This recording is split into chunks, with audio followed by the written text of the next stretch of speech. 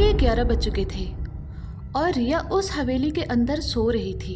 अभी कुछ ही देर हुए थे कि तभी अचानक उस हवेली के अंदर से कुछ डरावनी आवाजें आने लगी और उसके कारण रिया नींद से जाग गई। उसके बाद जब रिया ने अपने सामने का नजारा देखा तो वो पूरी तरह से चौंक गई, क्योंकि उसके सामने रेखा अपने भूतिया रूप में खड़ी थी। रेखा को देखकर रिया ने डरते हुए कहा, कौन हो तुम? इस पर रेखा ने कहा, मैं वही हूँ जिसने तेरे भाई को मारा है। रेखा ने आगे कहा, अब तुझे तेरे भाई के पास पहुँचाने वाली हूँ मैं। रेखा की ये बातें सुनकर रिया बुरी तरीके से डर गई और उसने कहा, प्लीज मुझे कुछ मत करो, मैं तुम्हारे आगे हाथ जोड़ती हूँ। रेखा ने कहा, नहीं, अब तुम्हें मरना होगा। अभी रेखा रिया को कुछ नुकसान पहुंचाने ही वाली थी, लेकिन तभी अचानक उन दोनों को हवेली के बाहर से किसी के जोर जोर से मंत्र पढ़ने की आवाजें आने लगी और वो आवाजें सुनकर रिया के चेहरे से सारा डर कहीं गायब हो गया और वो रेखा को देखकर मुस्कुराने लगी, क्योंकि उस हवेली के बाहर रुद्रा खड़ी थी और वो अपने मंत्रों से रेखा और समर की सारी शक्तियां अपने अंदर समा रही थी। अब रेखा काफी कमजोर पड़ गई थी। उसे ऐसा देखकर रिया ने कहा, क्या हुआ? तूने अब तक मुझे मारा क्यों नहीं? इस पर रेखा ने कहा, ये क्या हो रहा है और कौन है इस हवेली के बाहर जो मेरी सारी शक्तियाँ छीन रहा है?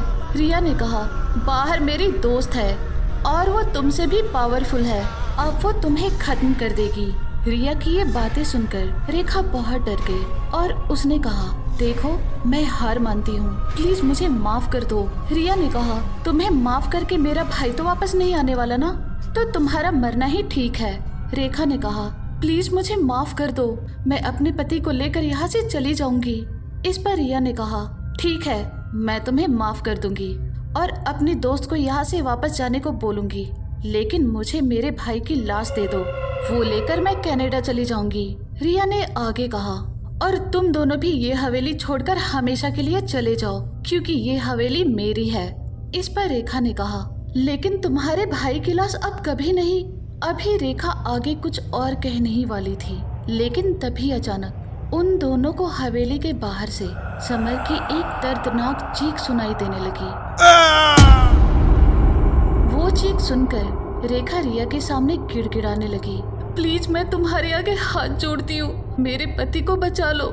रिया ने कहा, सॉरी, अब मैं कुछ नहीं कर सकती, पहले जाओ और मेरे भाई की लाश कहीं से भी लेकर आओ। रेखा ने कहा, वो लाश अब कभी नहीं मिल सकती। रिया ने कहा, लेकिन ऐसा क्यों?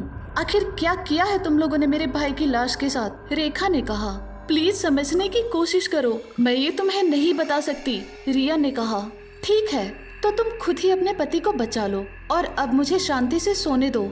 उसके बाद रेखा हवेली के बाहर आ गई। उसे देखकर रुद्रा ने कहा, आओ रेखा, मैं तुम्हारा ही इंतजार कर रही थी, क्योंकि अभी अभी मैंने तुम्हारे पति की आत्मा को इस दुनिया से मुक्त किया है, अब तुम्हारी बारी। समर की मौत होने की खबर सुनकर रेखा ने कहा, ठीक है, मुझे भी मुक्ति दे दो।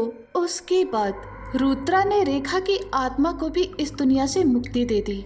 उसके बाद वहाँ पर रिया आ गई और उसने रुद्रा से कहा, मुझे पता था कि तुम जरूर आओगी। रुद्रा ने कहा, वो ठीक है, लेकिन अब तुम्हें भूत प्रेत पर यकीन हो गया? रिया ने कहा, हाँ, अब मुझे यकीन हो गया कि आत्माएं होती हैं, भूत प्रेत होते हैं। रुद्रा ने कहा, ठीक है, अब तुम अपना ख्याल रखना। रिया ने कहा, तुम हवेली में नहीं सोओगी क्या?